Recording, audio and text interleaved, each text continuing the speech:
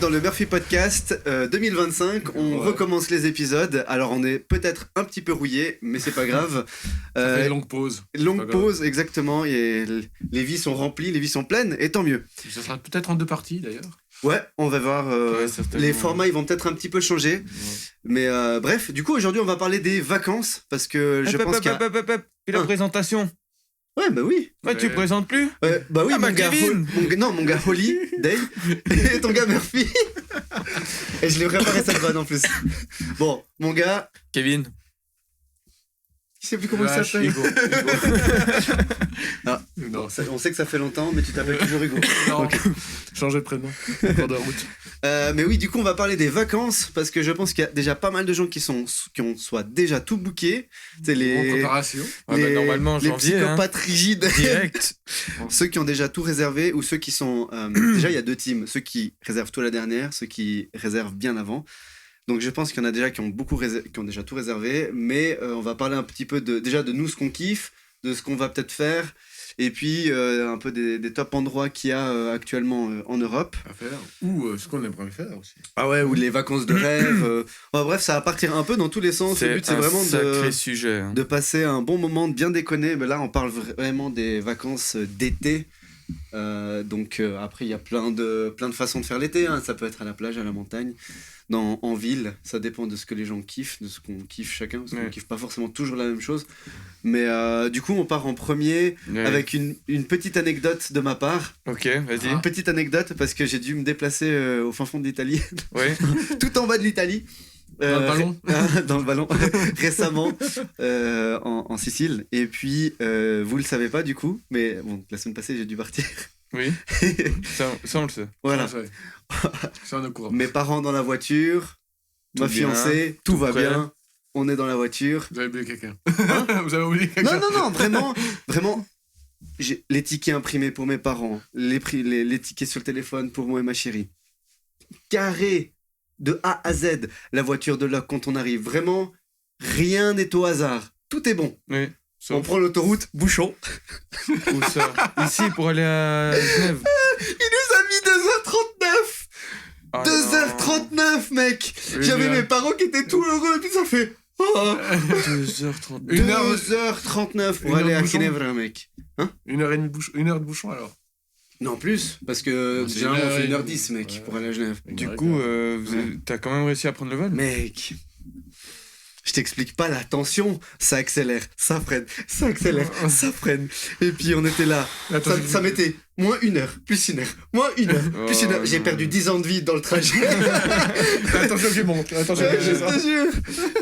Et du coup, bah, on a... Enfin, le vol, l'embarquement, donc tu sais, les tickets, maintenant tu dois les scanner aux bornes avant ton heure d'embarquement.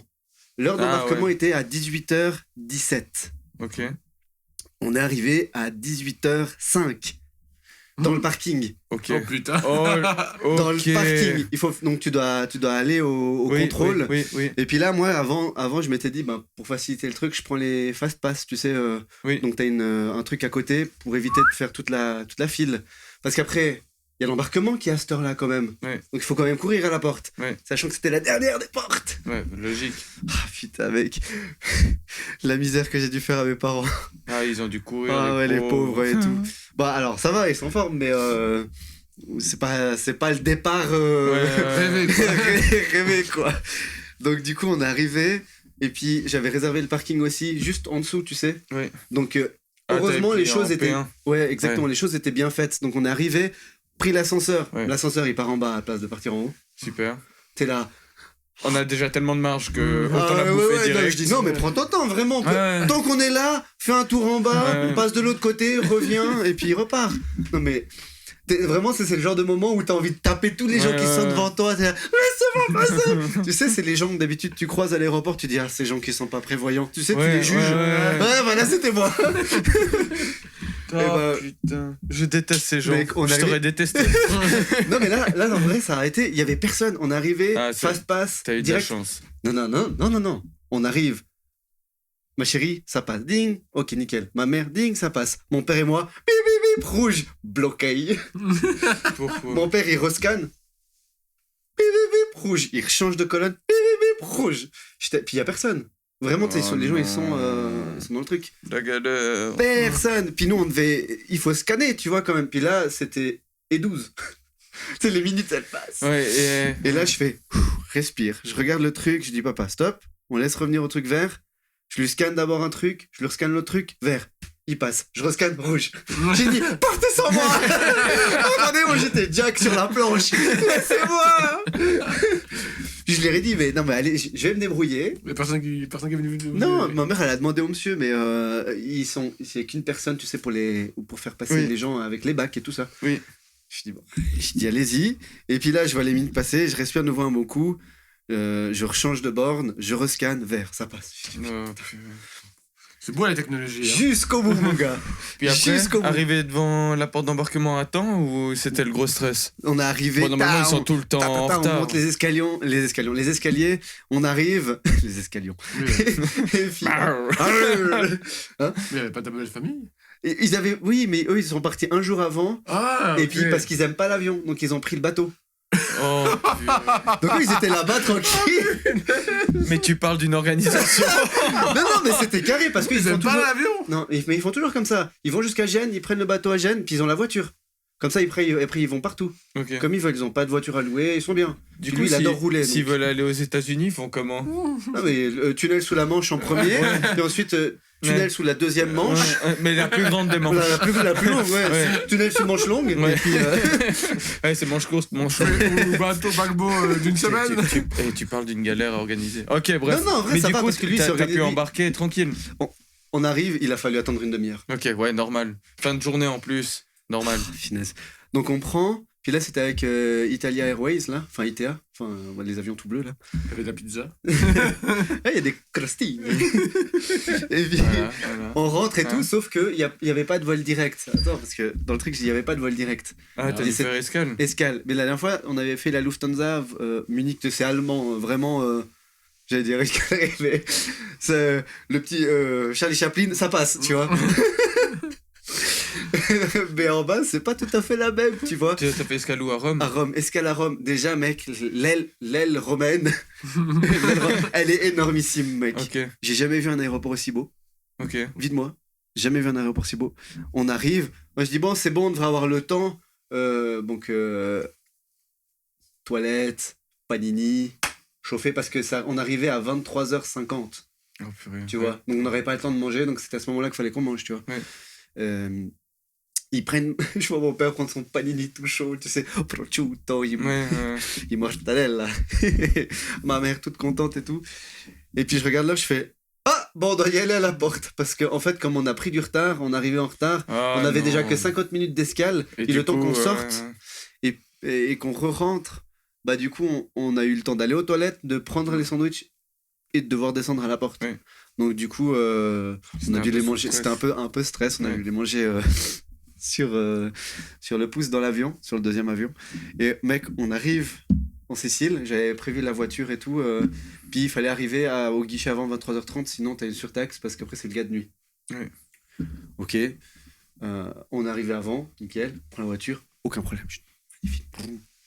On part, on prend la voiture, on n'est pas loin, on a une dizaine de minutes, il n'y a pas de trafic. On arrive à l'hôtel. Comment te dire? Personne. Le mec, non. Le mec... Pas bonjour, rien. On rentre et tout, on parque la voiture juste devant parce qu'il y avait un parking qui devait nous indiquer le parking et tout. Et le mec, il nous fait passeport. Je suis ok, tiens. Vous avez le papier de la réservation? Puis je fais j'ai pas besoin de papier pour la réservation. Puis donc en anglais, hein, tu vois. Puis il me fait si. Je lui dis non, à la limite, j'ai mon numéro de réservation, j'ai mon nom qui atteste, je vous ai écrit encore. Mais j'ai tous les codes, j'ai pas besoin. Puis là, il commence à me tendre, c'est minuit. Ouais, t'es fatigué, t'as eu le trajet. Ouais. C'est peut-être pas le moment de me chercher, cousin. Je veux dire, il y a d'autres contextes où tu peux sortir en vie. Pas là. À tout moment, ça part. La mer, elle est pas loin. Les requins, ils ont l'air affamés. Et là... Le mec, il fait OK, donc il prend je lui montre, c'est derrière le plexi, puis il dit non, donnez-moi mon téléphone. Puis je dis mec, pourquoi t'as besoin? Tu vois bien là, tu sais, j'ai la réservation booking, il y a mon nom, les codes, il y a les 2 chambres et tout. Et le mec, il fait Ah, ok, super, mais faudra payer un supplément parce que vous êtes 4. Puis je dis, bah ouais. Puis il me fait, ouais, mais vous devez payer une surtaxe pour les personnes supplémentaires. Puis j'ai dit, j'ai réservé 2 chambres doubles. Ouais. Je dis, mais vous êtes 4. Vous avez réservé 2 chambres doubles pour 1. Puis je regarde, puis je dis, c'est marqué 4 guests, donc 4 personnes. Fait, non, faut payer un supplément. Oh putain. Puis je dis, mon ami, je pense que t'es tombé sur la mauvaise personne, parce que je vais rien payer du tout. J'ai dit, c'est marqué 4 guests. C'est 4 guests. C'est 4 guests, point. J'ai payé 2 chambres doubles, à prix fixe. Si toi t'as un problème avec ça, c'est pas mon affaire. Je dis, mais moi je vais rien payer. Puis là, je commence un peu à. Pas m'énerver parce que je suis resté très. Mais un peu plus dur, tu vois. Tu vas pas m'avoir, c'est bon. Ouais. Et le mec, il continue d'insister. Non, vous comprenez pas, il faut payer des trucs supplémentaires. Mon père qui commence à s'énerver. Là le problème, c'est qu'il faut gérer mon père à côté. J'ai ma mère qui commence à bouillonner à côté. J'étais là, putain, dans un moment, ça va partir en couille. Ouais, sortir du plexiglas. ouais. Et le mec, hyper désagréable, mais vraiment. Du coup, le mec, il veut absolument nous surtaxer. Par personne et machin. Puis je lui dis non, et puis il me fait ouais, alors écoutez, moi en tout cas je vous avertis, mais vous verrez demain avec le manager. Je dis ok, pas de problème. Je dis simple, vous pouvez pas trouver la solution. Et je lui dis moi je parle avec le manager demain. Puis il repart, il fait oui, parce que vous comprenez, je suis censé vous faire payer une surtaxe, enfin pas une surtaxe, vous devez payer une taxe supplémentaire. Puis je lui dis mec, je dis maintenant, je te demande juste une chose. Est-ce que tu arrives à me donner la clé du garage, la clé des chambres? Si tu peux pas faire ça, t'appelles ton manager tout de suite. Si tu peux le faire, tu me donnes et tu te tais. J'ai un bon moment, ça sert à rien. J'ai dit là, tu tournes en boucle. Moi je m'en fous. J'ai dit, tu m'as dit, parler avec ton manager, je parle avec ton manager demain. Je sais, j'ai le truc là. C'est bon. Et mec, le lendemain matin, je vais pour discuter avec le manager, je descends, tic. Ah, vous inquiétez pas, y a pas de souci. Je l'ai pas revu, le monsieur. Ah ouais. C'est beau, c'est tout. Il me dit non, c'est juste, vous avez 4 guests, machin. Je dis, il y a une option en Italie qui existe pour les gens ici qui voyagent, qui prennent une chambre plus grande, mais qui sont tout seuls. C'est 5 € en moins. Ok, ouais. Et voilà, pour les gens qui travaillent. Mais je dis, quand vous réservez sur Booking, vous avez pas cette option. Ok, ouais. C'est tout. Je dis, vous avez le prix, c'est comme ça, vous inquiétez pas. Donc c'est faire remonter les bretelles l'autre. Sévère, je pense, parce qu'on l'a revu, mais tout à la fin, genre 4 jours après, quoi. Ouais. Enfin bref, le départ, pas ouf. Après, c'était excellent, incroyable, magnifique. Des fois, il y a des... Mais démarrer, des fois. Mais c'est bien parce qu'au moins tu prends un bon coup de chaud au début et après tu te détends. En anecdote de voyage départ, tu vois, franchement là ça faisait longtemps que j'avais pas eu un truc comme ça. Tendu quoi. J'étais un peu déjà sur le voyage, après dans le vol où c'est pas si agréable que ça parce que t'es un peu en retard, t'es en stress et machin. Puis t'arrives, c'est minuit et puis on vient t'embêter avec un truc qui a pas lieu d'être. Qui a pas lieu dans cette situation-là, tu vois. Avec un mec qui est pas agréable. Parce que le mec qui est gentil, puis il vient et puis il dit bon, écoutez, normalement, il y a ça qui se passe, mais je sais pas dans votre cas, est-ce que c'est possible d'en parler demain avec le manager? Je vais lui avertir et puis vous regardez. Ouais, mais tu... Ok, pas de souci. Hein. Et le mec qui t'agresse d'office, t'es là. Ouais, il a mal commencé les discussions, lui. Ouais, et puis voilà, quoi. Je sais pas, il est pas tombé sur le bon spécimen, quoi. Pas le bon spécimen, pas la bonne heure. Ouais, voilà. J'allais pas lâcher le morceau. Bon, à part ça, toi, apparemment, t'as pas mal de nos choses à nous dire aussi, hein. Ben oui. Raconte. Kevin. Donc maintenant, Kevin. Ouais, alors j'ai réservé toutes mes vacances. Donc je vais partir à quelques mois d'intervalle à chaque fois, 3 fois. Terrible. Incroyable.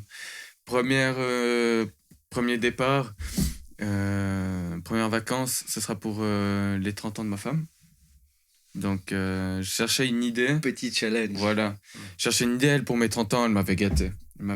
Pardon, excusez-moi. C'est là où t'avais eu Oscar? Oui. Ouais. Oscar, donc pour le commun des mortels, c'est un prénom humain, ben pour moi c'était une chèvre que j'ai dû balader pendant une journée dans la forêt, mais c'était exceptionnel, franchement c'était trop bien. Ouais. On avait fait plein de trucs, franchement c'était... mes 30 ans étaient super. Du coup elle avait mis la barre haute, franchement j'ai passé un super anniversaire. Et je cherchais des idées, elle m'a toujours parlé Édimbourg, les pays du Nord, Finlande, Suède, machin. Ça me trottait en tête, puis j'ai commencé à faire de la planif sur plusieurs voyages. Bref, je vais un peu plus vite et j'ai arrêté mon choix sur Édimbourg, puis après une escale à Londres en rentrant. Ouais. Puis je partais là-dessus, j'avais tout, le prix des billets, tout. Et j'ai pas réservé, je me suis dit, il y a quelque chose qui allait pas, tu vois. Ouais, il y a un truc qui coince. Et là, bim, j'ai l'illumination. Et je book les vols pour Oslo, Norvège. Oh, incroyable. Camping-car. Mais non! Et on va faire les fjords. Je sais pas si vous voyez. Alors, je suis pas spécialiste, mais j'ai vite. Oui, vas-y. Alors, si tu regardes, tu tapes juste fjord, ça va bien t'indiquer. Mais il y a. Peut-être tu pourras mettre en lien sur la vidéo. Il y a. Moi, je passe via Arctic Camper. C'est des gens qui s'occupent de préparer des. C'est les road trips, ça? C'est ceux qui font les road trips, qui préparent l'itinéraire, le camping, les points. En fait, t'as tous les points. Eux, ils te donnent tous les points. Ils te donnent le camping-car que tu veux. Tu peux prendre un van, un minibus, un camping-car XXL. Non, ça dépend du permis aussi. Ouais, exactement. Ouais. Le permis et puis l'argent. Plus tu prends gros, plus c'est cher. Donc nous, pris gros. Alors nous on a pris un joli camping-car, vraiment un joli. Voilà, ça c'est typiquement. Voilà. C'est typiquement ce qu'on va aller voir, ce qu'on va aller faire. Donc toi, tu roules là au milieu, c'est ça? Oui. Non, mais on mettra les images en background. Ouais, mais aussi le lien de par qui je passe, parce que je trouve que c'est vraiment bien ce qu'ils font. Ouais, ils proposent les camping-cars d'état d'option, tu peux directement prendre les tables d'extérieur, les chargeurs, enfin tout, c'est exceptionnel franchement. Puis du coup, on fait une semaine comme ça où on part d'Oslo, on traverse, on aura à peu près 6-7 heures pour traverser puis arriver sur la côte norvégienne. Ouais. Donc pour traverser, on va faire une halte déjà dans une des fjords. Mais il y a que ça en fait. Il y a que des cascades, des fjords. Ouais, c'est exceptionnel. Puis après, quand on arrive là au point de départ, on fait tout le retour jusqu'à Oslo en s'arrêtant dans des coins incroyables. Ouais. Puis petit grill dans le camping-car. Ouais, ça va être incroyable. Ça va être incroyable. Combien de temps? Une semaine. Mais tu sais, je pense que ça vaut. Ça, c'est mon opinion. Hein, après, on t'a dit différent. Je pense que c'est le genre de voyage qui te laisse une empreinte bien plus forte que la majorité d'autres voyages que tu peux faire. Par exemple, tu pars dans un truc. Chacun a son charme. Chaque voyage a quelque chose de différent.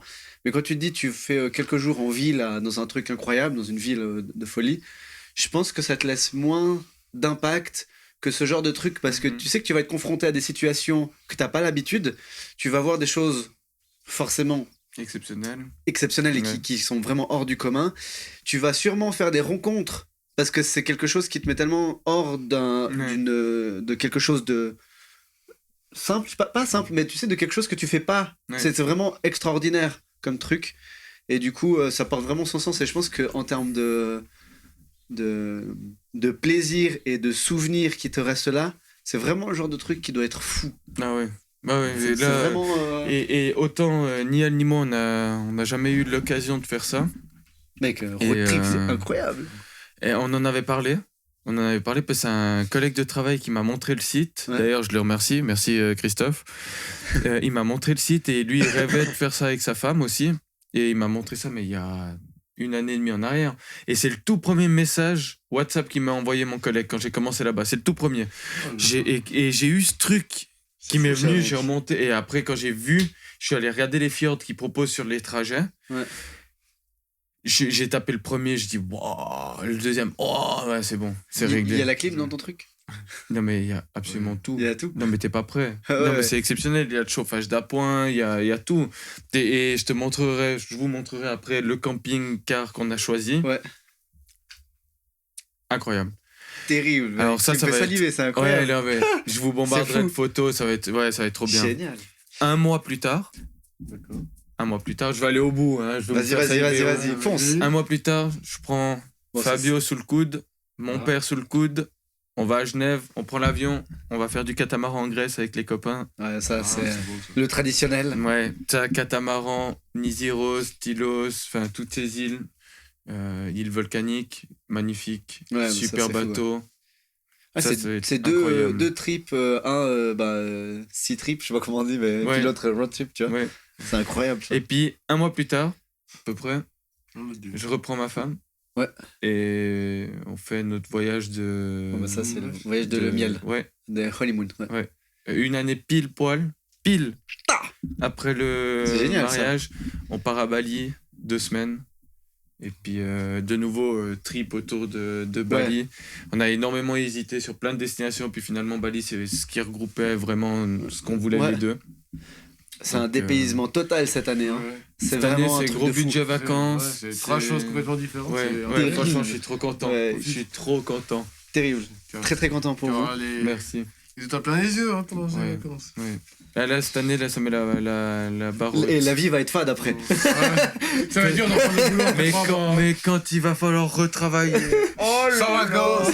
Oh là là. Tu sais dans ces bureaux, à chaque fois, quand tu vois. Dépression. Non, le gars, tu sais, qui a la photo de lui et sa femme dans un truc paradisiaque. Vraiment un truc incroyable. Puis tu le vois comme ça. C'est avec Kevin. La larme qui coule. Puis il y aura, tu sais, alors là, il y aura pas, tu sais, t'as le chat comme ça, là, le chat de la chance ou le chat de l'argent. T'auras un truc comme ça, je sais pas ce que t'auras, mais un souvenir, tu vois. De Bali. Ouais, voilà. Je me réjouis trop. D'un des lieux, peu importe, mais forcément. Ça va être trop bien. Et moi, j'ai une question du coup pour toi par rapport à ça. Tu sais, il y a plein de gens qui font la honeymoon direct après le mariage. Oui. Et là, vous le faites 1 an après.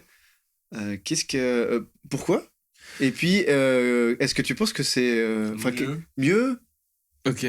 Dans quel sens Alors, nous, ça nous a permis. On est parti sur cette planification pour plusieurs raisons. La première était que, comme on s'est marié à l'étranger, ça demandait pas mal d'énergie, d'organisation, de planification pour se marier à l'étranger.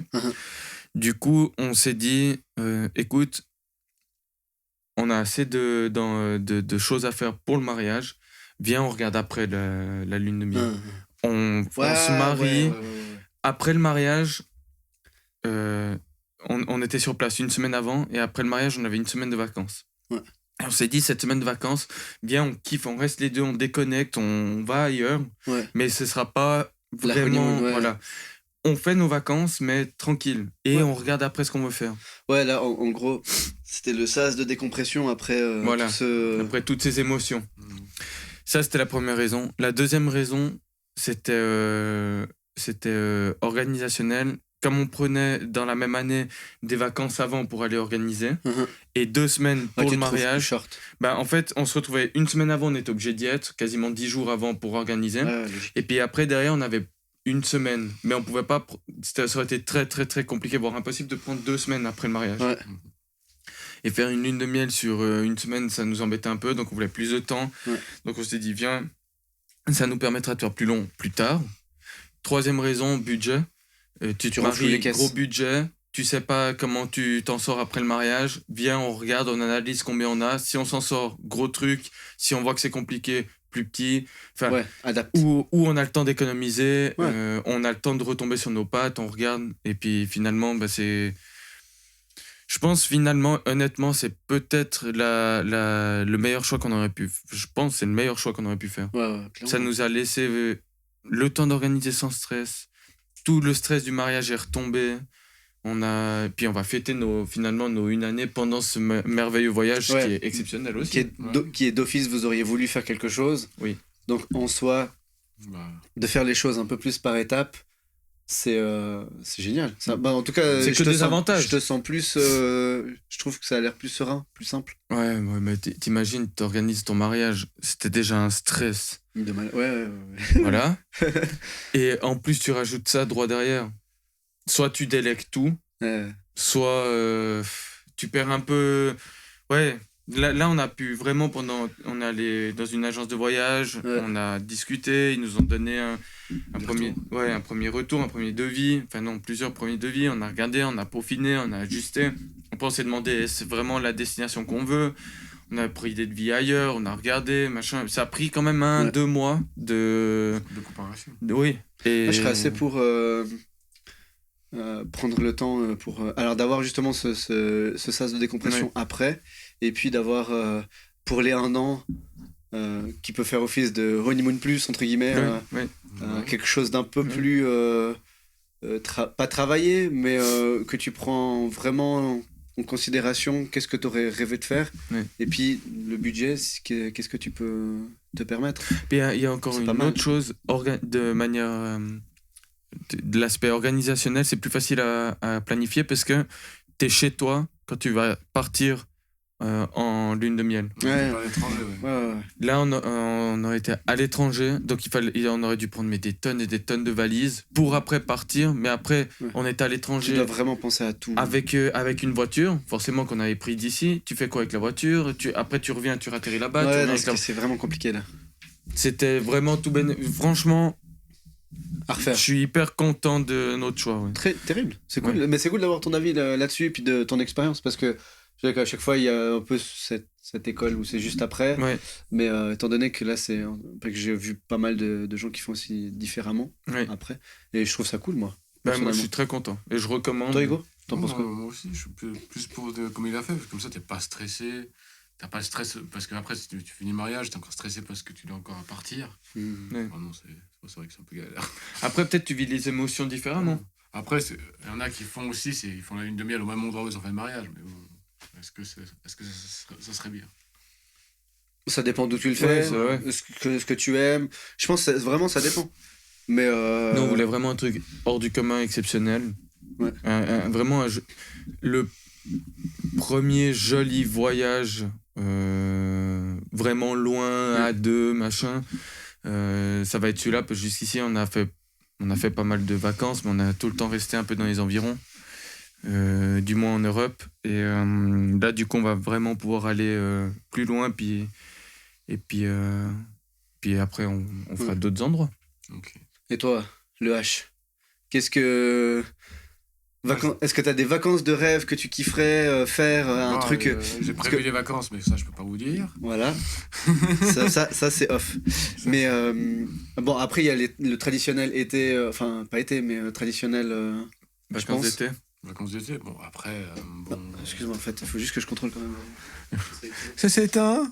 C'est coupé. Encore heureux. Hein. Voilà, excuse-moi. Donc, toi, Hugo.